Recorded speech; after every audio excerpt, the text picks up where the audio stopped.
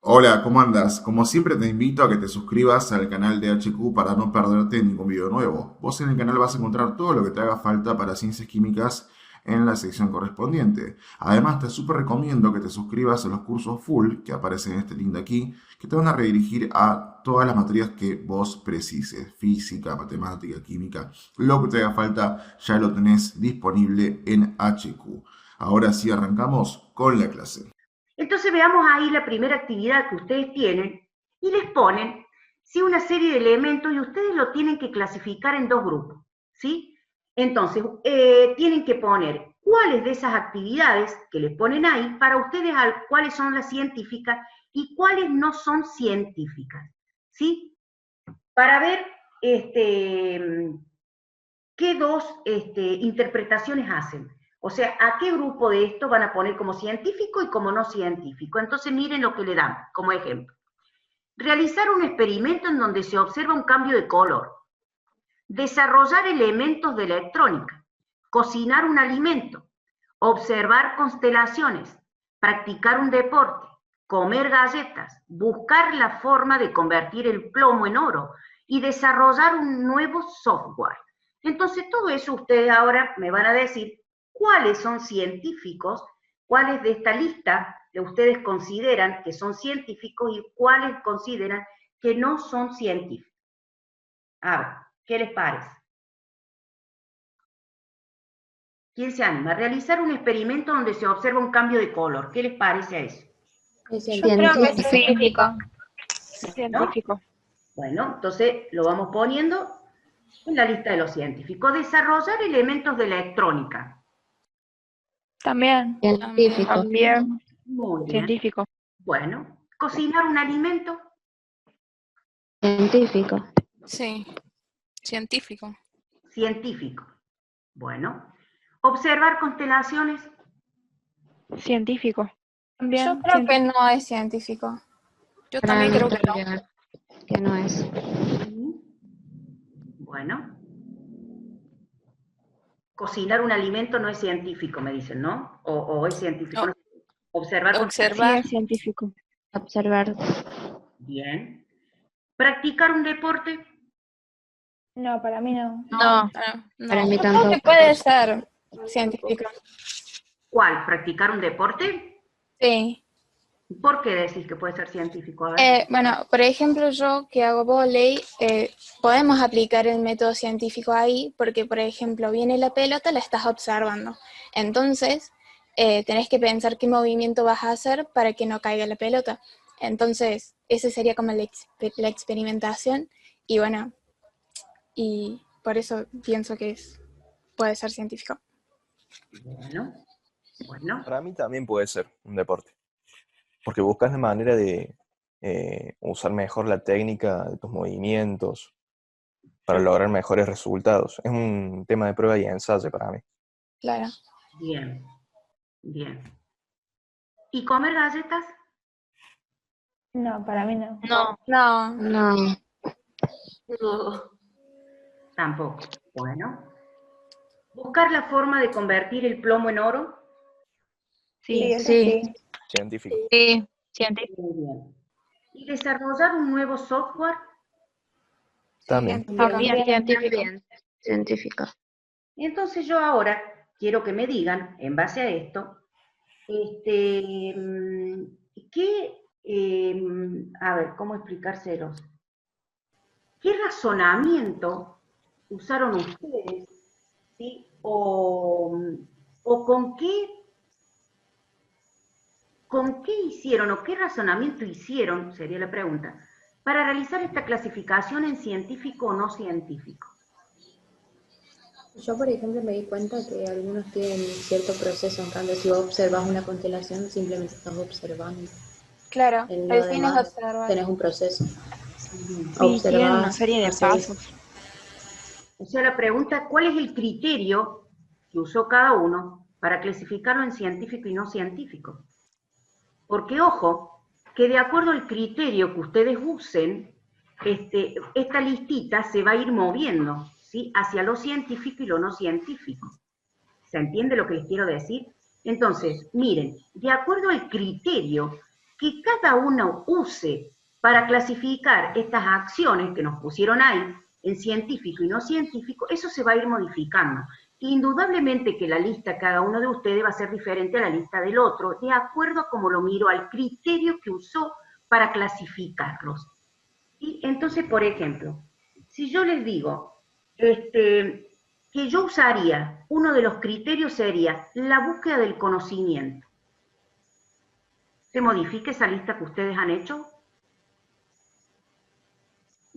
Utilizando ese criterio, ¿no? Búsqueda del conocimiento. Yo voy a clasificar esto usando ese criterio. Búsqueda del conocimiento. A ver, ¿cómo quedaría esa lista? Si yo quiero buscar el conocimiento. Para mí depende si es buscar o aplicarlo al conocimiento.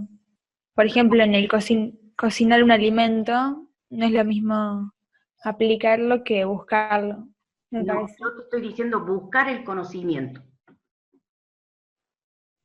¿Cómo se modificaría eso? ¿Quedaría igual de lo que ustedes me dijeron o alguna pasaría para otro lado, para el otro lado? ¿Cómo lo harían? No entiendo bien qué sería buscar el conocimiento. Yo le había puesto, ¿Cómo? Yo creería que todos quedan en científico si uno ocupa ese planteamiento. Bueno. La mía queda igual. Todo quedarían, si vos querés buscar el conocimiento de algo, ¿todas esas que te pusieron ahí quedarían dentro de lo científico? Menos comer galletas, ese es el único que no. Yo pienso que el de comer galleta se debe a la educación.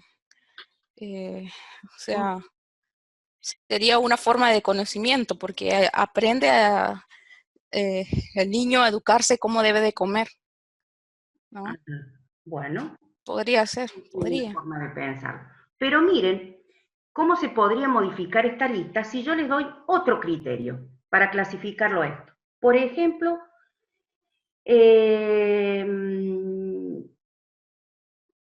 a ver, soluciones, les podría decir, soluciones a problemas prácticos de la vida cotidiana. Claro, ahí cambia. Por ejemplo, de buscar la Sí. forma de convertir el plomo en oro, yo no hago eso todos los días. Bueno, entonces ¿vieron cómo cambiaría eso? De acuerdo al criterio que yo les voy dando. Para el tema de soluciones o a problemas prácticos de la vida cotidiana, cocinar un alimento, lo pondría dentro entonces de lo científico. Practicar un deporte, también. Porque tranquilamente el deporte me lo pueden haber prescripto porque tengo alguna clase de enfermedad y necesito practicar un deporte. Comer una galleta es satisfacer una necesidad fisiológica. ¿Se entiende lo que les quiero decir? ¿Sí? Sí, yo sí. ¿Cómo es de acuerdo a los criterios que yo uso para clasificar algo en científico y no científico, cómo esta lista se va variando? Y por ejemplo, si yo les pongo que clasifiquemos esta lista con otro criterio, que sería, por ejemplo, no sé, empleo de tecnología. A ver, empleo de tecnología. ¿Dónde uso tecnología en esta lista y dónde no?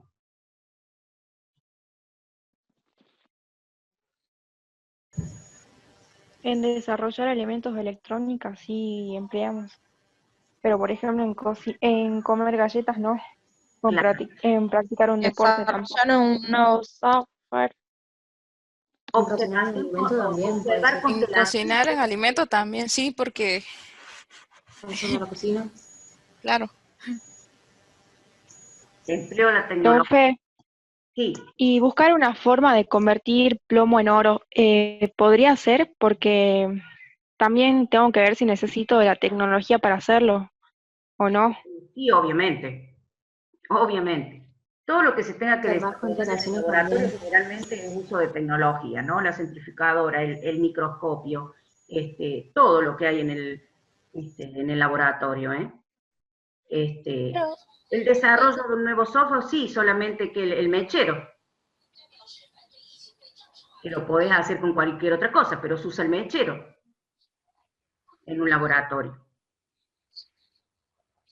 ¿No sería todos que usan la tecnología de cierto modo? Porque comer galletas, primero, ¿de dónde vienen las galletas? Y seguramente usas un horno para hacerlo. No, bueno, pero si vamos hacia atrás, Claro, ya vamos a estar toda la noche, chicos, analizando esto. Claro, no, veamos la acción.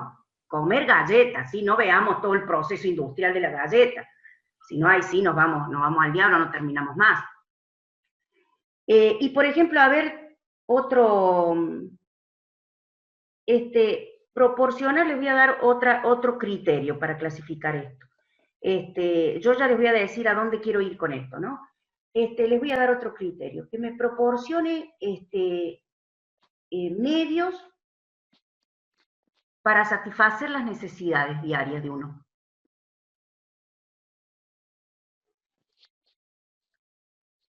Yo ahí no pondría la de las constelaciones. Claro, yo La ahí... forma de convertir plomo en oro tampoco. Claro. Para satisfacer las necesidades diarias, ¿cuál pondría yo? Capaz practicar un deporte, comer galletas. Cocinar. Cocinar Claro, un alimento. un alimento. ¿Se entiende? Entonces, miren, de acuerdo al criterio, ¿no es cierto?, con el que usemos para clasificar si una acción es considerada científica o no científica, es justamente de acuerdo al criterio que usemos, ¿no es cierto?, y a lo que estemos buscando, ¿sí? Porque ustedes ven que asimismo, usando el mismo criterio, ustedes tienen diferentes miradas, y no hemos podido nunca, esta lista, ponerla, esto es científico y esto no es científico. Sí, porque yo, a medida que yo les iba cambiando los criterios, sí, por los cuales yo voy a mirar y voy a clasificar esta lista, eso se va modificando. ¿Se comprende? ¿Por qué hacemos este ejercicio de científico y no científico? Pero miren acá esta otra cosa que le ponen. Bueno, aquí les preguntan qué criterio utilizó usted para hacer esa clasificación. Cuando al principio me lo hicieron, yo después lo fui guiando, ¿sí?, con todos los criterios que les fui dando. Ahora, bueno, les dice que comparen la lista, eso ya lo hemos hecho y lo hemos charlado. Y miren ahí les pone, miren, aquí, este señor dice, en nuestra panadería cocinamos panes y tortas siguiendo la misma receta desde hace muchos años. Bien. Ahora el otro señor dice, en nuestro grupo de investigación desarrollamos nuevos alimentos y estudiamos los efectos de distintos aditivos en la cocción de los mismos. Por ejemplo, el desarrollo de panes libres de gluten o el empleo de nuevos aditivos para mejorar el leudado de tortas. Bien, entonces ustedes díganme ahí, los dos aparentemente fabrican alimentos, ¿sí? Pero díganme de los dos, ¿cuál les parece científico y cuál no? Científico, el segundo gráfico. El segundo es científico. Claro. El segundo. ¿Y el primero? No científico.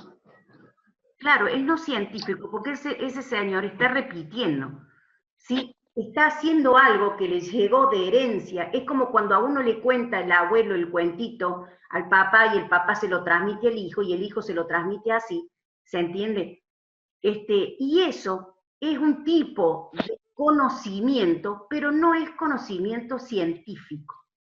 Es un conocimiento que se va transmitiendo en el tiempo de generación en generación, pero no podemos decir que eso es un conocimiento científico. No podemos decir que el señor que usa la receta que hace que el abuelo, no sé cómo dice ahí, que usa, eso es científico.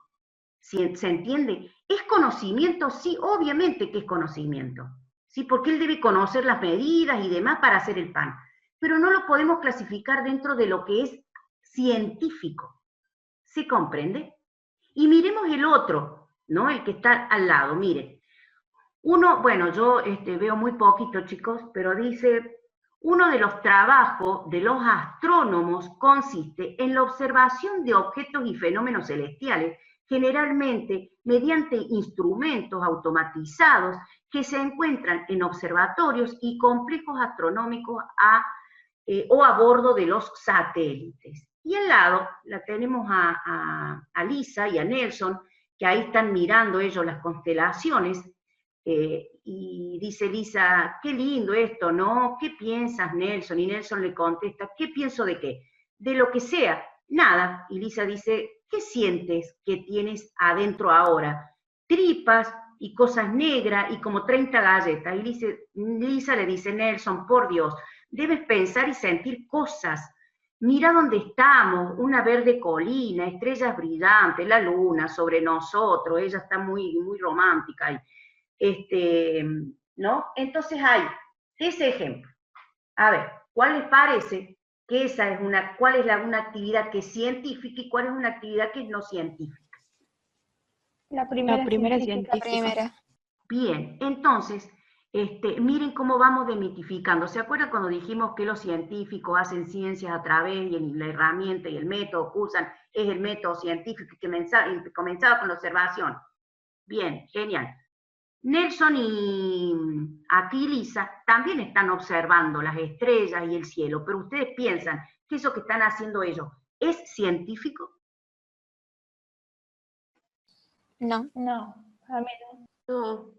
No es científico. Se están observando las constelaciones, pero no es que están observando las constelaciones para ver, no sé, cómo se produjo el Big Bang y el inicio del...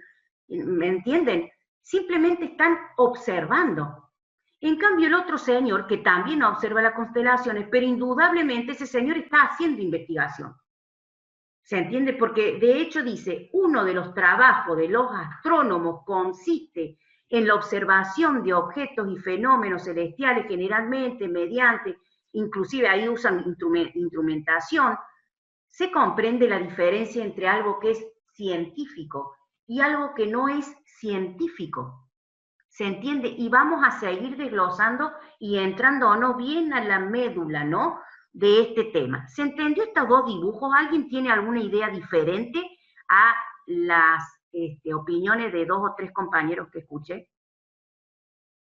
Entonces, bueno, ahí les ponen justamente lo que les acabo de decir yo, bueno, que escriban 5 características que se asocian sobre la palabra científico, los teníamos que comparar, y ahí nos ponen la definición de científico. Son aquellas personas que se dedican a realizar actividades sistemáticas, y el término sistemático se refiere a un trabajo que se hace cada una de esas tareas de manera ordenada, ¿sí?, siguiendo, ¿sí?, este método o un sistema. Por eso es sistemática también la ciencia, ¿no?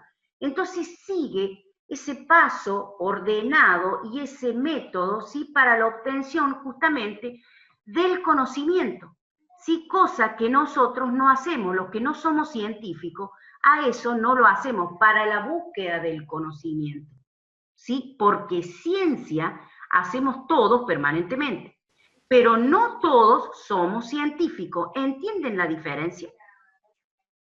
¿Se entiende la diferencia? Sí. Bien. O, por ejemplo, ustedes, o yo, por ejemplo, simplemente digo, a ver, qué sé yo, bueno, no sé, me tomo este vaso de agua y yo sé que el agua tiene 3 estados, ¿no? Líquido, sólido y gaseoso. Bueno, ya está todo inventado, pero asimismo, si yo estuviera en esa época donde se empezó a descubrir todos los estados de la materia, capaz que a mí no me hubiera interesado por qué el agua es líquido, por qué tenemos los puentes de hidrógeno, ¿no es cierto?, y cómo se van uniendo ese átomo de hidrógeno con el átomo de oxígeno de la otra molécula de agua, y por eso cuando lo derramo el agua es líquida y corre y no se separa, porque justamente tiene esos puentes de hidrógeno. Imagínense que todo esto que yo les estoy diciendo, hubo una persona, un científico, que se puso a investigar por qué el agua es líquida, por qué cuando la derramo corre toda junta, ¿sí?, y no se separan esas moléculas de agua, justamente porque están unidas por estos puentes, estas uniones de tipo puentes de hidrógeno. ¿O qué pasa cuando yo solidifico el agua? ¿O qué pasa cuando la caliento y se evapora? Indudablemente yo lo veo, ¿sí?, porque soy observadora, yo veo que esto está líquido, que está... pero me he puesto, y ustedes se pusieron a decir, yo voy a investigar esto, a ver, ¿por qué el agua es líquida? ¿Qué hace que el agua corre y que no se separe en las diferentes moléculas de agua que me compone este vaso de agua?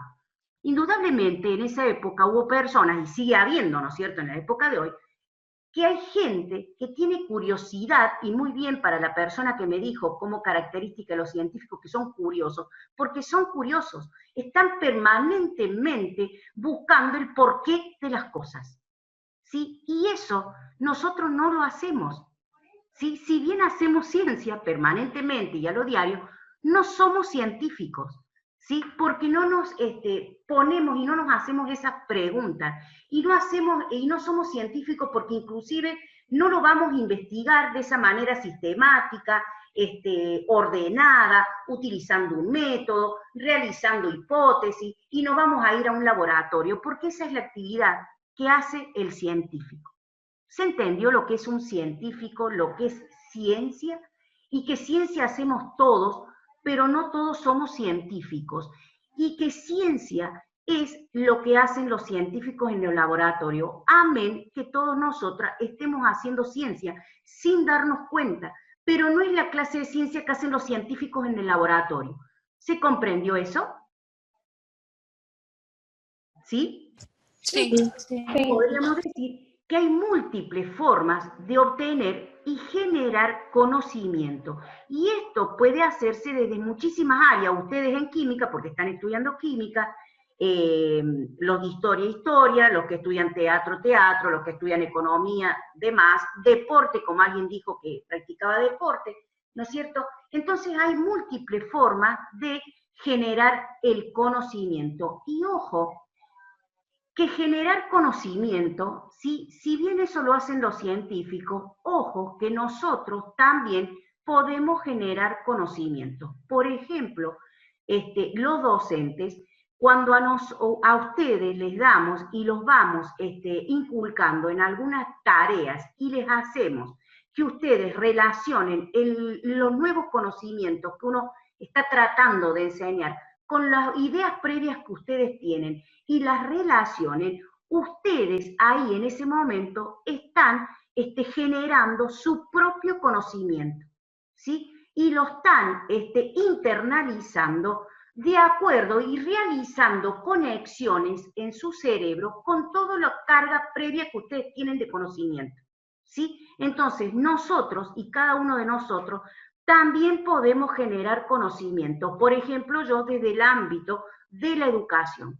Y ustedes, como aprendices, están permanentemente generando conocimiento, incorporan conocimientos nuevos que sí o sí no quedan en una isla en su cerebro. Ustedes intentan relacionar el tema nuevo, y díganme si no lo hacen, con algo que escucharon, que vieron, con algo de la vida cotidiana o lo que traen ustedes de su conocimiento previo, y tratan de hacer lo que se llama nexos.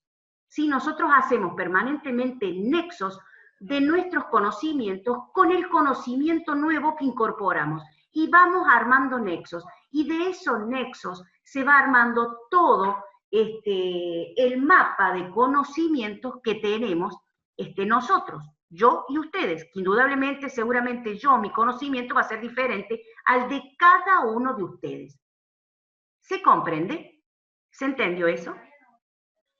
La actividad 3, bueno, dividir la comisión en grupo, cada grupo trabajará uno de los siguientes relatos. Este es de los relatos. El objetivo es que cada grupo confeccione un esquema del método científico basándose en la sucesión, miren lo que dice, en la sucesión cronológica de los hechos que se relatan.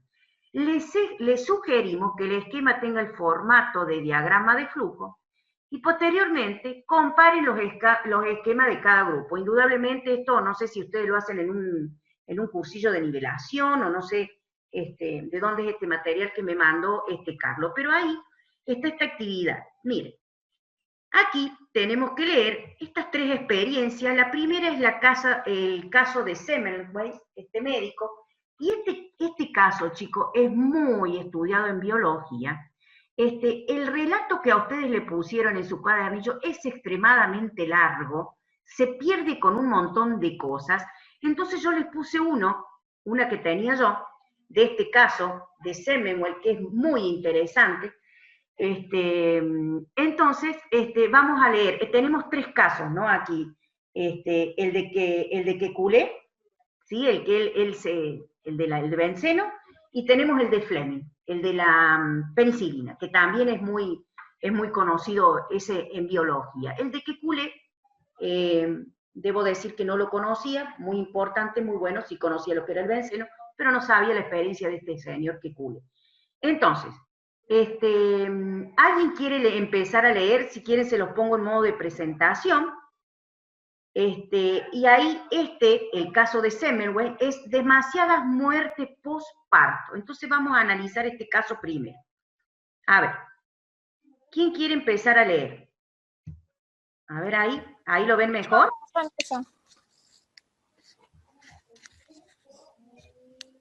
Bueno, voy a poner el puntero por si las dudas.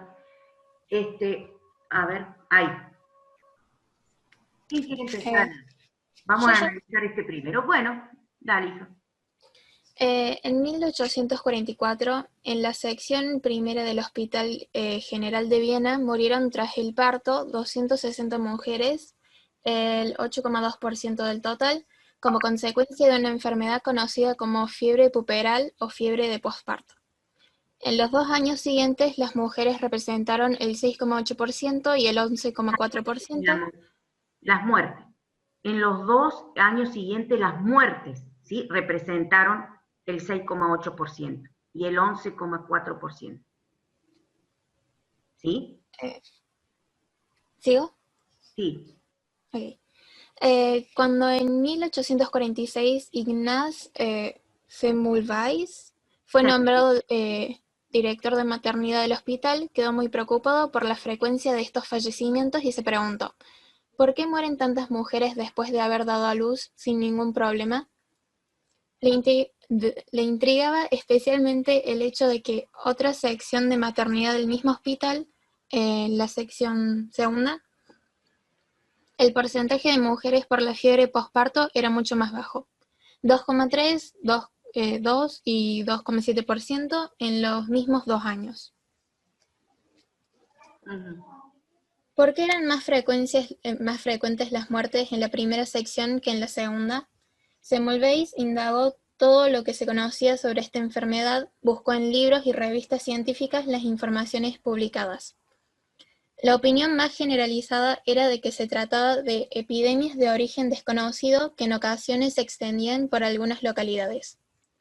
Si fuese así, pensó el científico, ¿cómo explicar durante años la epidemia afectase a más de la sección primera que a la segunda? La explicación debía ser necesariamente otra y decidió investigarla. Supuso inicialmente que las diferencias podían deberse a la alimentación ofrecida a las pacientes o al cuidado en el que eran atendidas. Comprobó que la alimentación que se les daba era idéntica en ambos casos y el tratamiento recibido por las pacientes era muy similar. Así pues, ninguna de estas dos conjeturas iniciales, que denominaremos hipótesis o respuestas, anticipadas al problema investigado, resultó válida. Otro médico de ese hospital pensó que quizás las muertes podrían verse favorecidas por razones psicológicas.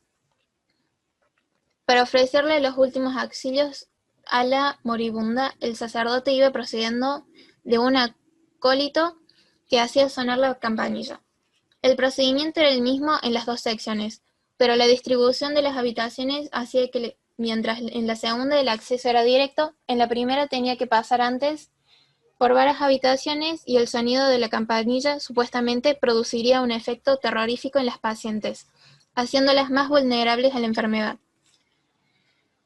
Semmelweis decidió someter a prueba esa hipótesis. Convenció al sacerdote para que no se tocase la campanilla y diera el rodeo necesario hasta llegar a la enfermería sin ser observado. Así se hizo, pero la mortalidad no decreció. En 1847, un colega de Semmelweis se hirió en un dedo con un escalpelo que se estaba siendo utilizado en una autopsia, y murió tras una agonía en la que mostró los síntomas de la fiebre posparto. Aún se desconocía el papel de los microorganismos en ese tipo de infecciones, y Semmelweis supuso que el escalpelo había introducido en la sangre de su colega algo procedente del cadáver, que denominó materia cadavérica. Como él y su equipo solían atender a parturientas después de hacer después de hacer autopsias, pensó que quizás también ellas murieran como consecuencia de un envenenamiento, similar a de la sangre. Esta nueva hipótesis permitía explicar las diferencias de mortalidad entre las dos secciones, ya que en la segunda ni los médicos ni las demás personas que atendían a las parturientas realizaban autopsias. Si estaba en lo cierto, pensó, entonces bastará con utilizar un procedimiento que permitía eliminar cualquier resto de materia cadavérica, para que no se produzca la infección. Una vez más, decidió someter a prueba su hipótesis. Ordenó que todas las personas que atendieran las parturientas se lavasen las manos con una solución de cal clorurada antes del reconocimiento. El instrumental clínico utilizado recibiría también el tratamiento químico adecuado. La mortalidad puberal comenzó a decrecer y en el año 1848 descendió hasta el 1,27% en la división primera frente al 1,33% de la segunda. De esta manera, Semmelweis validó su hipótesis y concluyó que la fiebre posparto era producida por la infección con materia cadavérica. En apoyo de su hipótesis, hace notar además que con ella explica el hecho de que la mortalidad en la división segunda fuera mucho más baja. En esta, las pacientes estaban atendidas por comadronas, en cuya preparación no estaba incluida las prácticas de anatomía mediante la disección de cadáveres. Posteriores experiencias clínicas lo llevaron a ampliar la hipótesis. En una ocasión, por ejemplo, él y sus colaboradores, después de haberse desinfectado cuidadosamente las manos, examinaron primero a una parturienta aquejada de cáncer cervical ulcerado. Procedieron luego a examinar a otras 12 mujeres de la misma sala. Después de un lavado rutinario, sin desinfectarse de nuevo, 11 de las 12 pacientes murieron de fiebre puberal. Así llegó a la conclusión de que la fiebre puberal podría ser producida no solo por la materia cadavérica, sino también por materia putrida procedente de organismos vivos. Bien.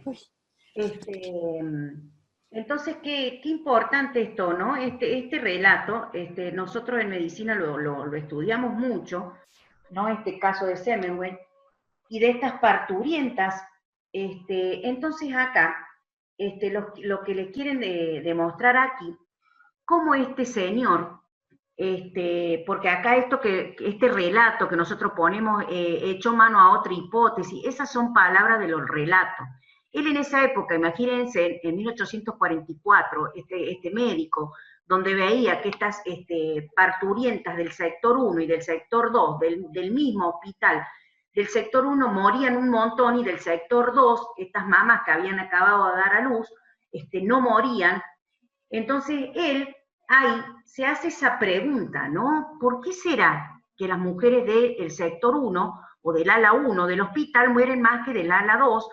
Y ahí es donde él comienza a realizar esas hipótesis. Pero miren qué importante. Más allá de cuál sería aquí, porque aquí tenemos que analizar lo que es el método científico, ¿no? ¿Cuál sería la observación que hizo este doctor? Vamos a empezar, suponete, con la observación, con el primer paso del método científico. ¿Qué es lo que observa? La primera, para mí, es de que estaba viendo de que en una sala morían menos y en la otra más. O sea, algo estaba pasando en la segunda sala. Algo estaba pasando, claro. Entonces ahí tenemos que ir hay un planteamiento de un problema ahí, ¿no? ¿Por qué mueren más? Justamente ahí lo ponen, ¿ves? ¿Por qué mueren tantas mujeres después de haber dado a luz sin ningún problema? Pero miren, antes de empezar con las hipótesis, vieron que él hace muchas hipótesis hasta que llega más o menos, y él es el que descubre los microorganismos, y acá se empieza a descifrar todo el mundo de microorganismos. Antes de hacer la hipótesis, ¿qué hace este señor? Y ahí me van a dar la razón a mí. ¿Se da cuenta de que están muriendo muchas pacientes? Sí, pero antes, ¿qué hace? Estas mujeres morían de fiebre puerperial, ¿no? Es una fiebre que le agarra a las mujeres después de dar a luz, ¿sí? Pero esta fiebre puerperial... El busco en el libro. Exactamente. Ya alguien había escrito sobre esta enfermedad. Alguien ya había investigado sobre lo que es la fiebre puerperial. Entonces este señor, antes de irse a las hipótesis de por qué morían estas personas, ¿sí?, de fiebre puerperial, ¿a qué se fue? Alguien ya investigó, se fue a la teoría, ¿sí? Se fue a saber investigar más sobre esta enfermedad. ¿Se entiende lo que les estoy diciendo? Y recién ahí, cuando se interiorizó un poquito más de lo que es la fiebre puerperial, amén, de que sin saber, este es el origen del descubrimiento de lo que son los microorganismos, él empieza a hacer hipótesis allí. ¿Se comprende? Él no empieza de la nada. Dijo, a ver, ¿qué es lo que es esto? A ver, ¿qué? O fiebre puerperial. No tengo idea de lo que es la fiebre puerperial, pero voy a empezar a hacer hipótesis de esto. No, ya hay algo, ya hay una idea previa. ¿Se comprende? Si él no hubiera tenido la idea previa de lo que es la fiebre puerperial, indudablemente no podría haberse puesto a hacer hipótesis, este señor. Entonces, previo a eso, se puso a investigar lo que es la fiebre puerperial. ¿Y cuál fue la primera hipótesis que él hizo ahí? Que él empezó a decir, bueno, voy a empezar a investigar a ver qué son lo que nosotros ahora le llamamos hipótesis. Este señor en ese momento no tenía idea de lo que estaba haciendo. Él simplemente empezó a probar, ¿no? Voy a empezar a ver por qué estas mujeres de la sala 1 o del ala 1 de este hospital mueren más que de la sala 2. ¿Qué fue lo primero que se planteó él? ¿Cuál fue la primera hipótesis que pensó que podía ser la diferencia de qué? Entre estas parturientas de la sala 1 y de la sala 2. Que la epidemia afectara a la otra. Sí. Que afectara a la otra sala. No exactamente. ¿No son los cambios de presión? No. ¿Cuáles son las hipótesis que él se pone? O sea, las hipótesis me refiero a que, ¿qué es lo que piensa él que puede ser que por qué morían más estas mujeres que daban a luz en la sala 1 que en la sala 2? Y ahí él empieza a hacer este ensayo, ¿no? Ensayo de... La alimentación. La alimentación y el cuidado. Entonces esa es la primera hipótesis a la que él echa mano. Entonces dijo, voy a probar y pienso que puede ser la alimentación y el cuidado, que puede ser diferente en las parturientas de la sala 1 y de la sala 2. Resulta que él investigó y se las alimentaba a las dos de la misma manera, a las mismas personas, de las dos alas, y recibían el mismo cuidado. Entonces automáticamente descarta, ¿sí?, esa hipótesis. Dice, no, entonces esta no es. Tengo que ver e investigar con otra cosa. Entonces echa mano a otra hipótesis. ¿Cuál es la otra hipótesis? A ver, les voy a ir pasando aquí. ¿Cuál es la otra hipótesis que formula él?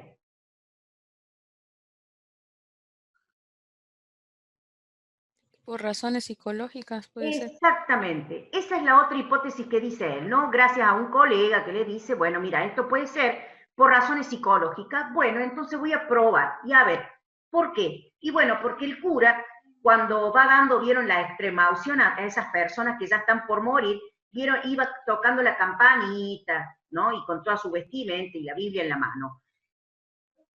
El ala 2 tenía un acceso directo, el cura tenía un acceso directo a estas personas. En cambio, estas parturientas que se estaban muriendo, que estaban en la sala 1, estaban más lejos, y el cura tenía que transitar por varias habitaciones hasta llegar a darle, ¿no es cierto?, la extrema unción a estas pacientes. Entonces venía tocando la campanita, avancen de idea, desde la entrada del hospital hasta que llega a estas mujeres. Bueno, entonces se pensó que estas mujeres ya decían, bueno, este cura ya me viene a dar la última palabra y la extrema unción, y porque ya estoy ¿no es cierto?, estoy en el horno. Entonces por eso se pensaba que con ese terror que le agarraba a estas mujeres se morían más rápido. Indudablemente esto no fue así. Se descartó, se le dijo al cura, mira, cuando vengas a darle la extrema unción a estas mujeres de la sala 1, no toques la campanita hasta que estés al lado, ¿sí?, de la paciente. Así hizo el cura y lo mismo salió muriendo el paciente, ¿sí? Entonces, esa hipótesis también fue descartada. Entonces este médico echa mano a una tercera hipótesis. ¿Cuál es la tercera hipótesis? Bueno, que su colega se hirió el dedo con un escalpelo que estaba haciendo. Un escalpelo es como un bisturí de ahora, ¿no? Sí. Claro. Era el material cadavérico, ¿no? Ese envenenamiento de la sangre, ¿sí? Esa es la tercera hipótesis que hace él. Entonces, él empieza a decir, a ver, algo se le introdujo a mi compañero que hacía las autopsias con él, entonces comienza a investigar eso él, ¿no? Y ahí es donde él dice, puede ser, ¿sí?, que cuando nosotros hacemos la autopsia, queda en los instrumentos que utilizamos para hacer la autopsia y en las manos esto que llamó él material cadavérico, ¿sí? Y que por eso se había infectado y se había envenenado la sangre su médico compañero, su colega. Entonces empezó él a decir y experimentó, así como hizo con la comida, con los cuidados, con el cura, bueno, experimenta con esto. Entonces dice, bien, entonces vamos a tratar de desinfectarnos las manos y todos los instrumentos con esta solución clorurada, que era con cal, sí, que la cal quema todo, entonces era lo que había en ese momento, ¿no? Entonces se entraron a desinfectar con eso, ¿sí? Y comenzaron a ver que después de ese procedimiento, el número de muertes en esta sección 1 de la maternidad empezó a disminuir. Entonces él dijo, evidentemente era eso, ¿sí? ¿Por qué? Porque las personas que eran atendidas, las parturientas estas que estaban por tener bebé de la sala 1, eran atendidos por ellos, y sus colaboradores y los estudiantes y demás, hacían las autopsias antes de atender los partos a estas pacientes, ¿sí? Todo el personal que hacía autopsia atendía a estas parturientas, pero las de la sala 2 eran atendidas por las comadronas, o son las, ¿cómo es que le llaman también? Inclusive ahora también creo que las llaman igual. No son comadronas, sino son... ¿Las parteras? Las parteras, ¿sí? Eran esas parteras que tenían conocimiento, ese conocimiento que es transmitido a través del tiempo, sabían cómo traer un bebé al mundo. Entonces esas parteras, que en ese momento se les llamaba comadrona, atendían a las pacientes estas que iban a tener los bebés de la sala 2. Indudablemente que estas parteras, que no formaban parte del personal de salud, no iban a tener nunca sus manos contaminadas con ese material cadavérico, que así lo denomina él, que son los microorganismos. Él es el que descubre los microorganismos, ¿sí? Este caso es muy estudiado en medicina, ¿no? Entonces, él dice, bueno, pero miren lo que hace después. Va mucho más allá, porque dice, listo, entonces era esto. Indudablemente, a partir de ahí, todo el mundo se tenía que desinfectar las manos y demás. Pero miren lo que hace después. Él, después de revisar una persona, una mujer que tenía cáncer de cuello uterino, sin desinfectarte las manos, le hace el examen físico a 12 parturientas más. Resulta que de esas personas, a 12 mujeres más, de esas 12 mueren 11. ¿Sí? Entonces dijo, bueno, entonces acá hay otra cosa. Y ahí él introduce esto de materia pútrida, o le llama organismos vivos. ¿Sí? Y son justamente los microorganismos, específicamente las bacterias, que eran las que producían en ese entonces esa infección en el cuello uterino en estas mujeres. Y a este hombre, al hacerle el examen y después hacer el examen físico en el cuello del útero a las demás personas, indudablemente transmitió estos Clostridium, se llaman, de esta persona infectada al resto de las personas, porque con la misma mano indudablemente le hacía el examen físico a todas las otras. ¿Se comprende? Entonces ahí dice, bueno, entonces ya no le voy a decir material o materia cadavérica, o sea, que dependía y que derivaba del cadáver, ¿sí? Ese material que producía la muerte de estas personas, por eso le pone materia cadavérica, ¿sí? Porque ellos hacían autopsia, ¿sí? En los cadáveres. Entonces, como esta vez tuvieron la misma muerte, y esta vez el examen fue a través de una persona viva, no de un cadáver, y de ahí se contagiaron las otras, entonces le cambia el nombre y le pone organismos vivos.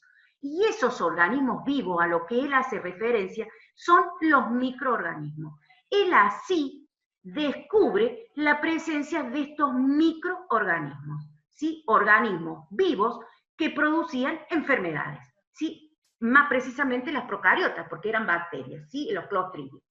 Este caso, chicos, es muy estudiado y es muy característico y es un caso típico para estudiar lo que es método científico, porque lo que hizo este médico, sin saber lo que estaba haciendo, exactamente los pasos del método científico. Se dan cuenta cómo fue cada hipótesis él experimentando y las iba refutando, porque no resultaba, entonces iba a otra hipótesis, hasta que llegó a lo correcto. ¿Sí? Ahí hizo la experimentación, le dio correcto, entonces podemos decir que él validó su teoría o que esa hipótesis es verdadera, porque indudablemente cuando una hipótesis falsa se debe volver sobre los pasos del método científico y volver a restablecer esos pasos, o volver a hacer la hipótesis. ¿Se comprendió este caso? ¿Y cómo podemos relacionar este caso con los métodos, los pasos del método científico? ¿Sí? Sí, Observación, planteamiento de una hipótesis, la experimentación para refutarla o para verificarla automáticamente a esa hipótesis, la interpretación de los datos, porque él hace una interpretación ahí de los datos, la conclusión, y bueno, y uno de el último paso del método científico tenemos la publicación, ¿no? Publicación y divulgación de estos casos científicos o estudios científicos que hacen los científicos, ¿no? Eso ya es el último paso, que obviamente que aquí no se hizo, sino que quedó esto registrado, y sin saber que este señor indudablemente murió sin saber que lo que él hizo fue exactamente y metódicamente los pasos del método científico, ¿sí? ¿Se entendió este caso? Sí, muy interesante el caso. Sí. Sí, está muy bueno. Igual que el que les voy a contar de la penicilina, ¿no? Ese es espectacular. Es otro caso que también nosotros en medicina estudiamos mucho. El de Kekulé, el del benceno, es un poquito más, él era más, aparentemente, más divagador, ¿viste? Era más así, más bohemio. Entonces, ustedes van a ver cómo él llega, ¿no es cierto?, a la estructura del benceno, pero él siempre así es muy volado, este científico. Y no así Fleming, que descubre la penicilina. Como saben, la penicilina actualmente es el antibiótico de amplio espectro por naturaleza, ¿no? Le iba a decir, eso lo van a estudiar en farmacología, es cierto que ustedes son de ciencias químicas. Bueno, entonces habíamos, ¿se acuerdan?, empezado a analizar el caso de Semmelweis, de las mujeres que habían dado a luz, y pudimos analizar más o menos cómo este señor así hizo uso del método científico. Pero ahora vamos a ver a otro señor, este es el caso Kekulé, ¿sí? ¿Quién se anima a leer? A ver si se los pongo en modo de presentación para que lo vean mejor. Bien. ¿Quién quiere leer ahí? Veamos, analicemos ese otro caso.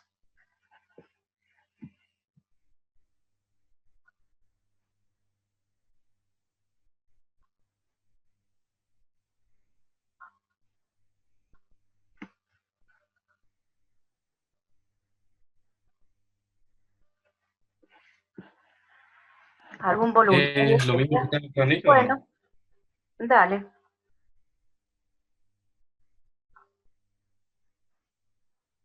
Profe, ¿Sí?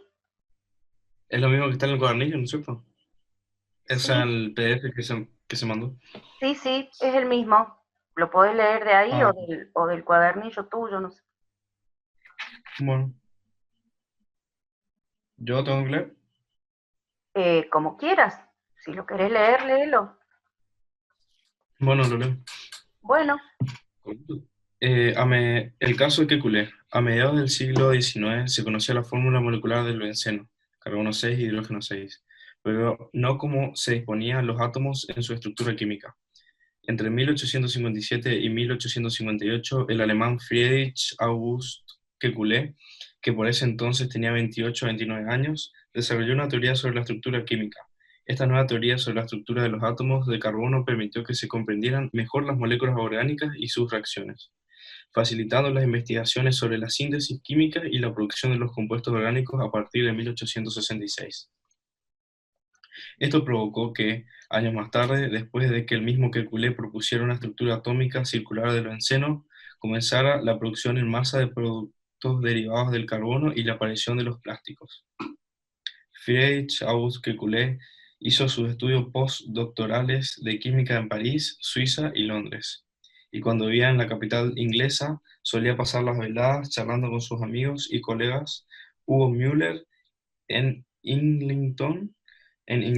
A menudo hablaban de química y luego Kekulé volvía a su casa en Clapham Common. El otro lado de la ciudad, en los autobuses de la época, un ómnibus arrastrado por un caballo. Al otro lado de la ciudad, en los autobuses de la época, un ómnibus arrastrado al caballo. Una noche de verano, durante el camino de regreso a casa, Kekulé cayó en una ensonación acompañada por el ruido de los cascos del caballo y el movimiento del carruaje.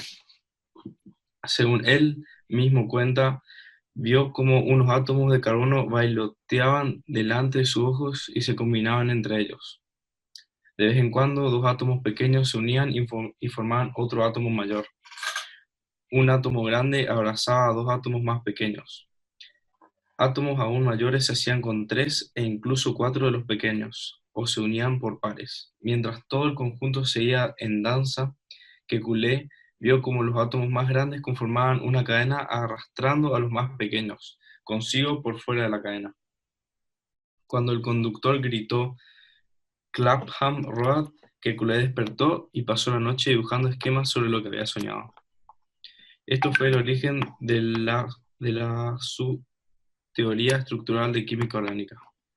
7 años más tarde, Kekulé tendría otro sueño, en alemán, Kekulé's Traum, uno de los sueños más famosos de la historia de la ciencia. En esta ocasión, Kekulé ya no vivía en Londres, sino en Gante, Bélgica, en cuya universidad fue profesor. Sentado en su estudio a oscuras frente a la chimenea, seguía pensando en la estructura del benceno aún irresoluta.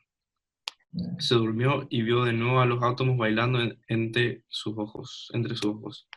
Largas filas de átomos moviéndose como serpientes. De pronto vio como una de aquellas serpientes se mordía su propia cola. El famoso símbolo de la alquimia conocido como Uroboros, la serpiente que muerde su propia cola, resolviendo así en un sueño el misterio de la estructura del anillo del benceno. Bien, bien. Entonces ese fue otro descubrimiento importante, ¿sí? Que lo hace este señor Kekulé. No sé si ustedes saben la estructura del benceno, ¿no? Es un ciclo donde los carbonos se cierran, hay 3 doble enlaces, ¿sí? Y esos enlaces, como es una molécula aromática, ustedes lo dibujan con un círculo en el medio, ¿vieron? Y así es la fórmula del benceno, ¿no? Carbono 6, hidrógeno 6. Se sabía hasta ese momento, hasta que este señor no tuvo el sueño, que era carbono 6, hidrógeno 6. Pero en realidad no se sabía cómo estaban estructuradas esas moléculas, así como yo se las estoy contando ahora, ¿no? Que es un ciclo con 3 doble enlaces y por lo tanto se hace un anillo adentro de ese círculo y eso es una molécula que se le llama aromática. Todos los aromáticos tienen esa estructura, ¿no? Son cíclicos con un anillo adentro. Y miren lo importante del benceno, porque el benceno es un hidrocarburo y se usa para hacer ciertos tipos de gomas, ¿vieron? Se hacen lubricantes, se hacen tinturas, se hacen detergentes, inclusive medicamentos, pesticidas. Y en la naturaleza, por ejemplo, fuentes naturales del benceno son los volcanes, ¿vieron? Y por ejemplo, los incendios forestales, por ejemplo, los que estamos teniendo ahora en Córdoba, también son una fuente natural del benceno, ¿no? Además de que es un componente natural del petróleo crudo y de la gasolina. Entonces, miren lo importante que fue la estructura de este benceno como una molécula orgánica sumamente importante y el uso que se le dio después. Pero a ver, analizando este caso en cuanto al método científico, ¿no? Y todos los pasos del método científico. ¿Se acuerdan? Observación, nos planteamos un problema, después hacemos una hipótesis, verificamos esa hipótesis, y después vemos con la verificación o la experimentación si esa hipótesis es verdadera o no. ¿La observación acá se hizo? Pregunto, ¿no?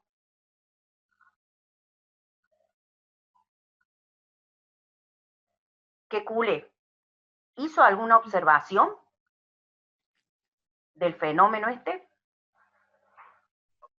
No. Pero estaba soñando.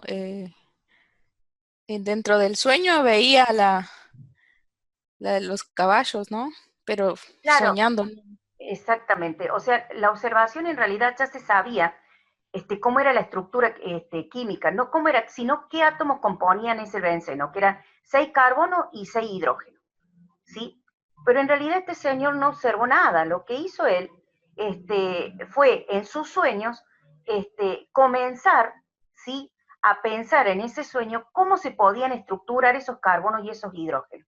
Y después, con un segundo sueño, que soñó con la víbora que se muerde la cola, ahí dijo, indudablemente estos carbonos se cierran, y ahí es donde descubre él estos ciclos, ¿sí?, estas moléculas que son cíclicas, donde se cierran, y a través de eso que él visualizó en el sueño de la víbora que se come se muerde la cola, él pudo hacer la estructura del benceno. Pero indudablemente, imagínense que él hubiera ido a la comunidad científica y hubiera dicho, ya sé cómo es la estructura química, ¿no?, del benceno. Es un ciclo hexano con 6 carbonos, 6 hidrógenos, tienen 3 doble enlaces y eso se dibuja con un círculo en el medio.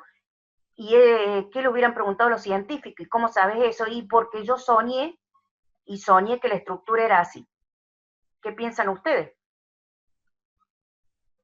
¿Tiene validez eso? Que yo en un Para mí no. No. Para mí no, porque es un No. sueño, no es algo que comprobó. Claro, indudablemente, muy bien esto, no es algo que comprobó, fue un sueño. Indudablemente este señor Kekule, el sueño le dio una pista, le dio algo, pero indudablemente él después tuvo que ir al laboratorio a hacer muchas investigaciones científicas hasta que finalmente él a través de esa hipótesis, que fue un sueño, porque miren las hipótesis qué diferentes que pueden ser, esa hipótesis que fue un sueño, que en el sueño él sueña allí cómo era la estructura química, él hace después en los laboratorios todos los experimentos y la experiencia para realmente comprobar la estructura química del benceno. ¿Se entiende? Pero no nos podemos quedar con este relato de que a través del sueño, indudablemente, él hizo uso del método científico, porque indudablemente, si el relato queda acá, indudablemente esto no lo podemos decir que es un método científico o que respeta todos los pasos del método científico. ¿Se comprendió? Entonces, indudablemente, él después tuvo, a través de una hipótesis, que esta hipótesis fue un sueño, hacer toda la experimentación. ¿Se entiende? Indudablemente hizo toda la experimentación en un laboratorio. Pero miren, vamos a analizar otro caso.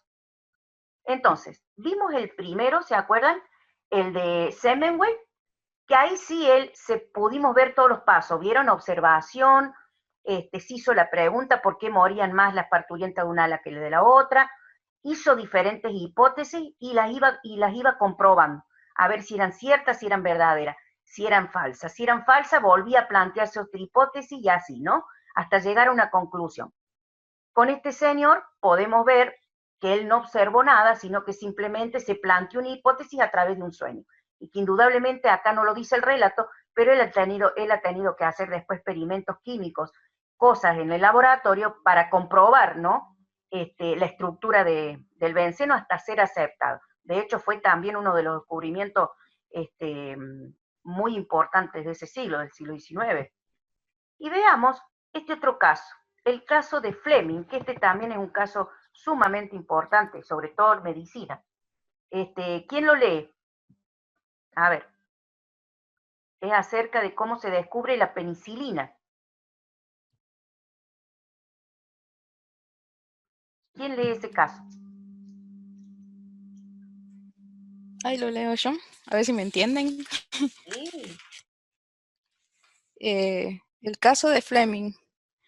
La penicilina fue el primer antibiótico empleado en medicina y su descubrimiento es atribuido a Alexander Fleming, quien junto a otros científicos médicos obtuvieron el Premio Nobel de Medicina en 1945. Mención más que merecida tras semejante aporte. El descubrimiento de la penicilina ocurrió de una forma un tanto casual y fue relatada por el propio Fleming, quien la mañana del 28 de septiembre de 1928 se encontraba estudiando cultivos de bacterias en el sótano del laboratorio del Hospital Mary, en Londres. Fleming se encontraba estudiando bacterias de estafilococo para entonces, pero luego de que ausentarse casi por un mes de la ciudad de Londres, olvidó una placa de Petri en la que se contenían bacterias cerca de una ventana abierta. Al regresar a sus experimentos, se encontró con que su experimento se había estropeado, pues las muestras se habían contaminado con una especie de moho que había entrado con el viento. La curiosidad de Fleming hizo que el científico, en lugar de tirar sus experimentos arruinado a la basura, colocase su placa de Petri al microscopio. Lo que observó fue que no solo el moho había contaminado todo el contenido de la placa, sino que alrededor de este había una zona limpia en la que el moho había matado las bacterias. Luego de identificar el moho como hongos de Penicillium, Fleming fue optimista acerca de los claros resultados. ¿Cómo se lee esa palabra, Penicillium? Penicillium, sí. Ah, sí, ok.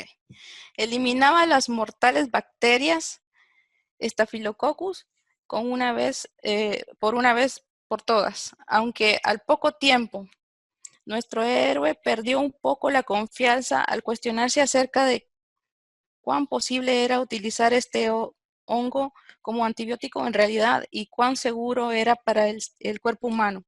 Sus numerosas investigaciones, pruebas y ensayos clínicos le dieron la seguridad necesaria para desarrollar y completar el descubrimiento.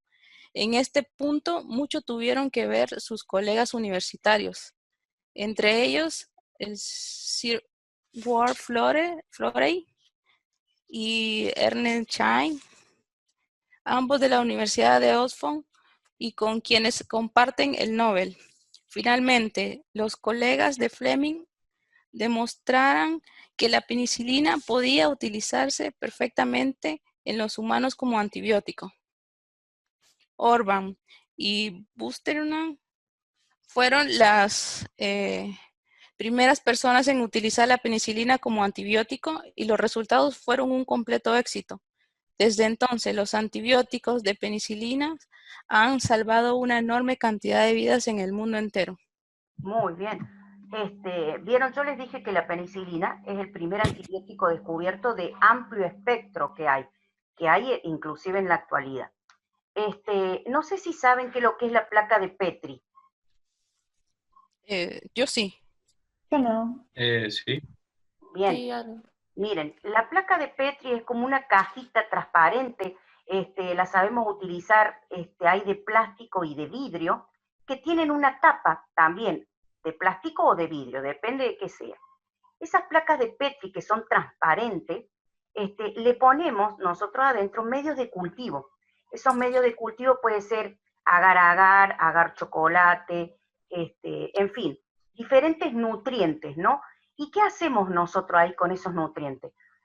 Ponemos bacterias, ¿sí? Con el asa y ponemos la bacteria y dejamos que se crezca y crecen colonias. Después de esas colonias nosotros las analizamos y podemos identificarlas o podemos teñirlas para hacer tinción de Gram y saber si son Gram positivas o son Gram negativas, en fin, o experimentar con antibióticos y demás.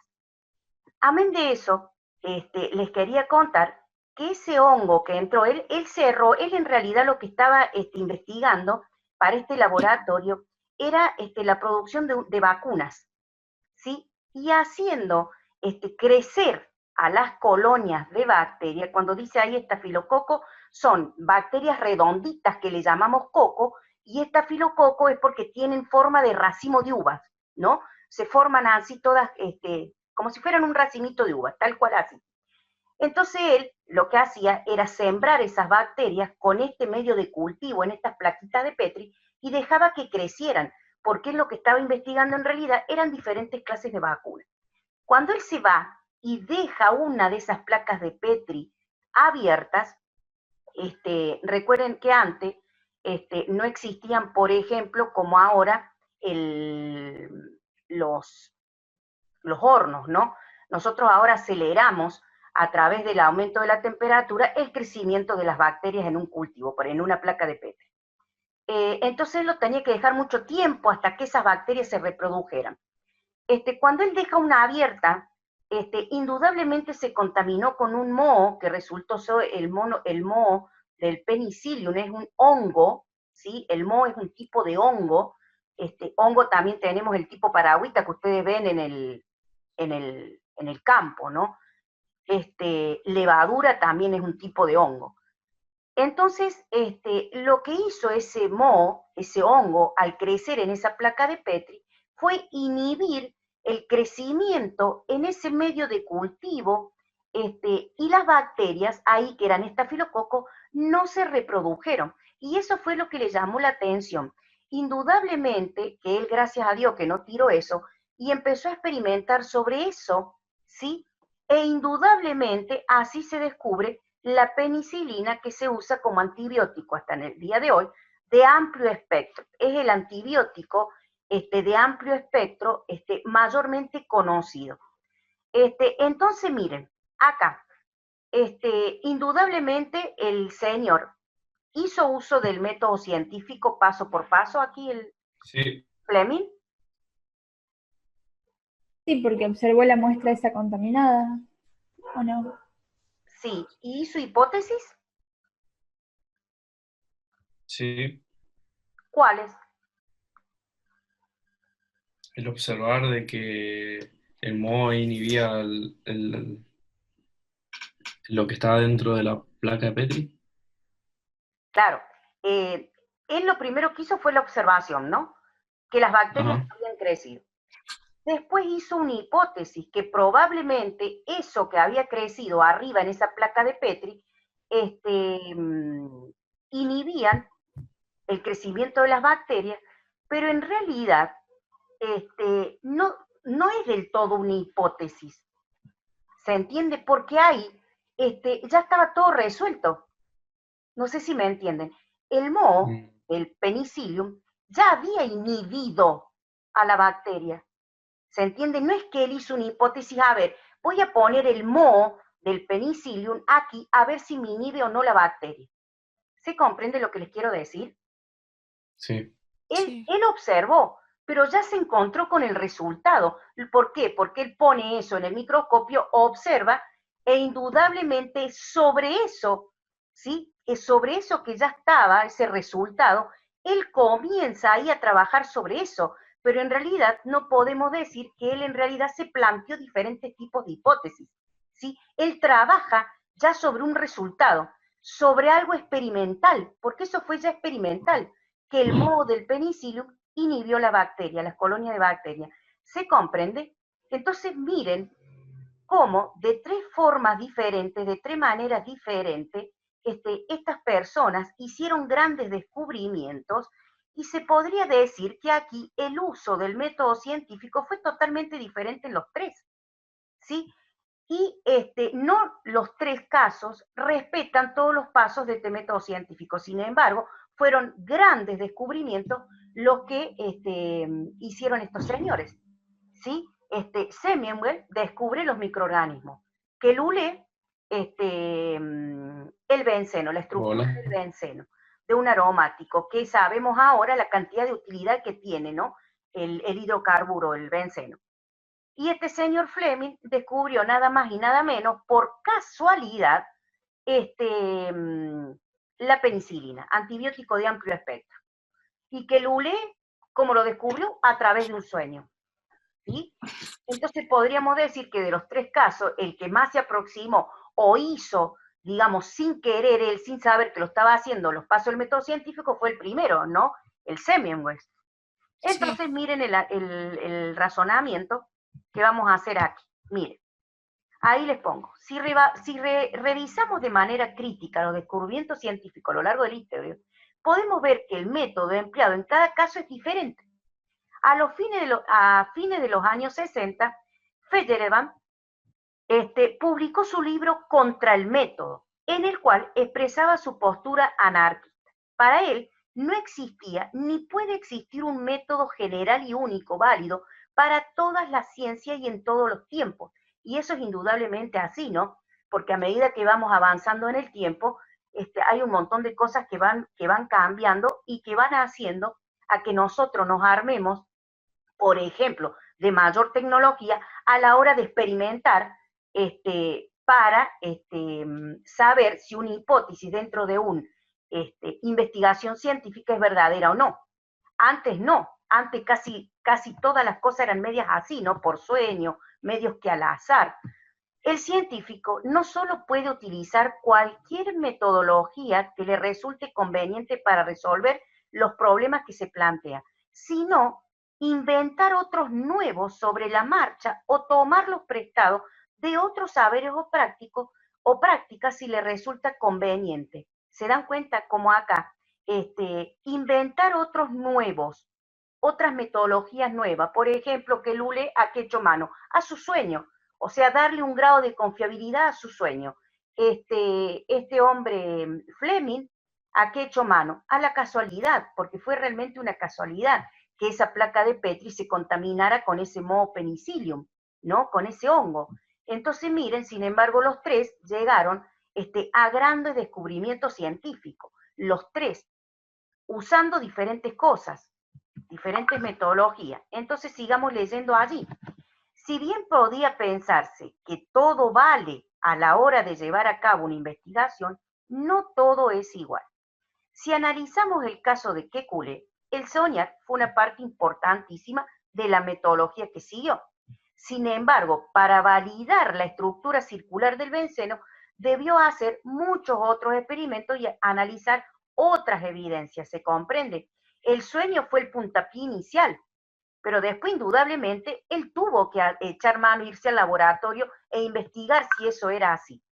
En el ámbito científico, escuchen esto, no es igual de válido decir, soñé que esta molécula es circular, a decir, analizando los datos de los experimentos, puedo concluir que esta molécula tiene una estructura secular. ¿Se entiende la validez de eso, no? Inclusive el lenguaje que usan, ¿no? Indudablemente que este señor no se podría haber presentado ante la comunidad científica diciendo, soñé que la molécula del benceno es circular, porque imagínense, nadie lo iba a tomar en serio. Y miren el léxico que se usa después y el lenguaje. Analizando los datos de los experimentos, puedo concluir que esta molécula tiene una estructura circular. ¿Se dan cuenta cómo el lenguaje que se usa en ciencia o el lenguaje que usan los científicos es totalmente formal? Otro de los postulados que se vieron refutados es el de pensar el método general como técnica para el descubrimiento. Y acá se lo estoy demostrando, que ninguno de los tres, o que al menos los dos últimos, no siguieron al pie de la letra esos pasos lineales y estructurales del método científico. Sin embargo, los tres llegaron a un descubrimiento importantísimo para la época. Es decir, imaginar que esta secuencia ordenada de pasos que siguen las investigaciones es una forma de llegar a descubrimientos científicos. Desafortunadamente debemos decir que no es así. Pese a los deseos de quien se inicia en la investigación, una herramienta para descubrir no señala el camino de los hallazgos científicos. Importante o no, o sea, si es herramienta importante o no. Entonces, el método científico es simplemente la forma de justificar lo que se dice en las investigaciones, de fundamentar por qué se lo dice. ¿Se entiende? Todo conocimiento debe dar razón de lo que afirma, y si no lo hace, no pasa a ser de una mera opinión, o pasa a ser una mera opinión. Se comprende como cuando Kekulé se hubiera presentado diciendo, para mí que el benceno es tiene, la estructura es circular, porque lo soñé, es una opinión, ¿sí? De él, no está medidamente justificada esa teoría que él pone en juego. El método científico es el que permite dar esa razón. Se comprende entonces la utilidad que tiene ese método científico es para darle validez, ¿sí?, a todos esos descubrimientos y a todo eso que llega a un científico, ¿sí? No podemos decir por casualidad, ¿sí?, un moho entró por la ventana y yo ahí descubrí la penicilina, soñé que el benceno, ¿se entiende? Entonces eso no le da validez, no le da validez al conocimiento científico, a lo que es científico. Y para eso se usa el método, para darle esa validez a esa investigación. ¿Se comprende? ¿Se va comprendiendo el método científico? Se comprende. Por eso es que todo lo que observamos no es objetivo, sino que está cargado de subjetividad. Y eso hace a que yo tenga mi propia realidad. ¿Se entendió? ¿Fui clara en eso? ¿A alguien le quedó alguna duda sobre que la observación no es objetiva? Lamento no haberle podido hacer más cosas ni hacer lo que tenía planificado hacerles. Los ejercicios, algunos ejercicios que yo hago con mis estudiantes, que es muy loco, ¿no? Después se ríen un montón. Pero bueno, ¿se entendió medianamente? ¿Quedó alguna duda sobre esta temática? ¿Sí? Todo lo que es esta unidad 1, ¿no? Construcción del conocimiento, método científico, todo la observación, sepan que no es objetiva. ¿Qué más vimos aquí? Bueno, creo que eso vimos, ¿no? Los pasos del método científico, desmitificamos el método científico, le mostré lo último de método científico para que ustedes entiendan y desmitifiquen toda esa parte lineal. Aprendan que los científicos no solamente echan mano al método científico para hacer ciencia, sino que recuerdan que también son personas como nosotros, que sientan, que piensan, ¿sí?, que se frustran, que lloran, que rompen, que tiran, que vuelven, ¿sí?, que se vuelven a hacer preguntas y que vuelven, y cada vez que hay un descubrimiento, hay atrás de eso, no una persona, sino un montón de personas, ¿sí?, de científicos, sino que siempre la gloria se la lleva uno o dos, máximo, que no siempre le salió redondito todo de una primera instancia. Y de hecho hemos visto esos 3 casos cuando los analizamos, ¿sí?, de Siemens, de Lulé y de Fleming, y ustedes vieron cómo descubrieron en su época, y todo tiene que ver con la época, ¿no? También con todo ese contexto ambiental, sociocultural, cómo cada uno en su época descubrieron cosas importantísimas, ¿sí? Y sin embargo, al menos los dos últimos, no sabían que los pasos del método científico, y menos que menos, echaron mano, ¿no?, a todos esos métodos, a todos esos pasos del método científico, sino que ese método científico, sobre todo se realiza para darle credibilidad, ¿sí?, a todo lo científico, ¿sí?, con ese vocabulario especial que usan y demás. Entonces, con eso se le da credibilidad. Pero eso no significa que sea así, ¿no? Ustedes vieron cómo echaron mano a la casualidad Fleming, al sueño que Lulé, y así, ¿no? Bueno, espero haberles sido de utilidad, chicos, en esta primera unidad. Al menos pretendí movilizarlos un poco y que ahora se queden pensando ustedes. A mí nunca me gustó enseñar las cosas de forma conductista, sino que yo soy muy constructivista, hago que ustedes sean autónomos y sobre todo les quemo la cabeza. Si ustedes estarían en una